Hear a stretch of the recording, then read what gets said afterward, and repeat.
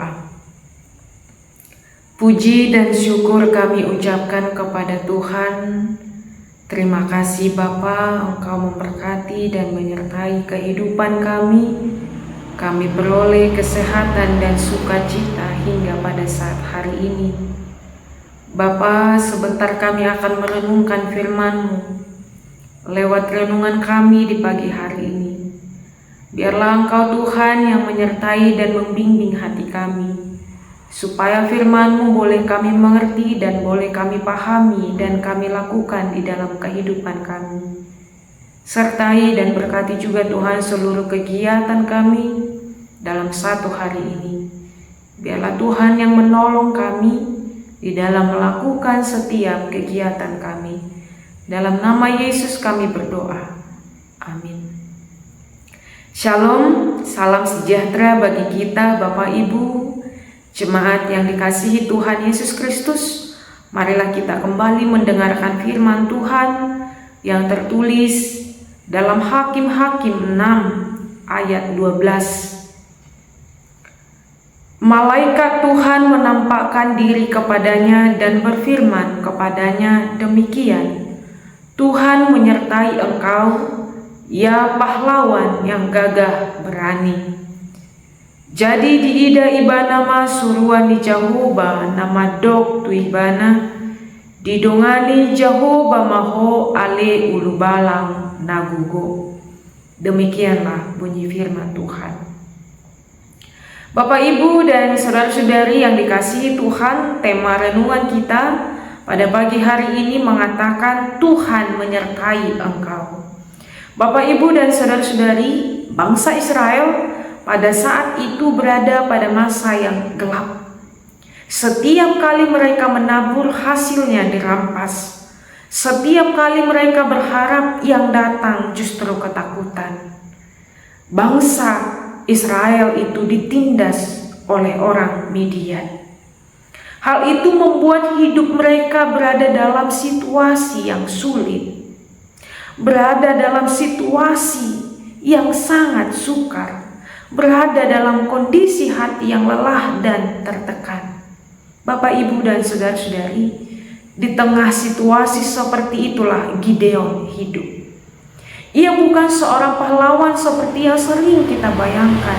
Ia hanya seorang biasa yang berusaha menyelamatkan sedikit gandum agar keluarganya bisa bertahan hidup. Ia mengirik gandum sambil bersembunyi, takut diketahui oleh musuh. Hidupnya dipenuhi rasa cemas dan perasaan tidak berdaya. Namun justru di tempat persembunyian itu Tuhan datang menghampirinya. Tuhan tidak menunggu keadaan menjadi lebih baik, tetapi Tuhan hadir tepat di tengah ketakutan Gideon. Seperti yang tertulis dalam renungan kita pagi ini mengatakan, Tuhan menyertai engkau, hai pahlawan yang perkasa. Kata-kata itu terasa asing bagi Gideon. Ia sempat merasa kecil, tidak berarti dan tidak layak. Dalam pikirannya mungkin Gideon berpikir, apakah Tuhan salah orang? Tetapi Tuhan tidak salah memanggil. Tuhan melihat Gideon bukan dari apa yang tampak dari luar, melainkan dari apa yang akan ia kerjakan melalui hidupnya. Gideon melihat dirinya sebagai orang yang lemah, tetapi Tuhan melihat seorang yang akan dipakainya untuk menyelamatkan, membebaskan Israel. Di saat Gideon merasa sendirian, Tuhan menegaskan bahwa ia menyertai. Penyertaan Tuhan itulah menjadi dasar dari segala perubahan. Bapak, Ibu, jemaat yang dikasihi Tuhan, seringkali hidup kita juga seperti Gideon. Kita merasa berjuang sendirian. Kita bekerja keras tetapi hasilnya tidak sebanding. Kita melayani tetapi merasa tidak cukup mampu.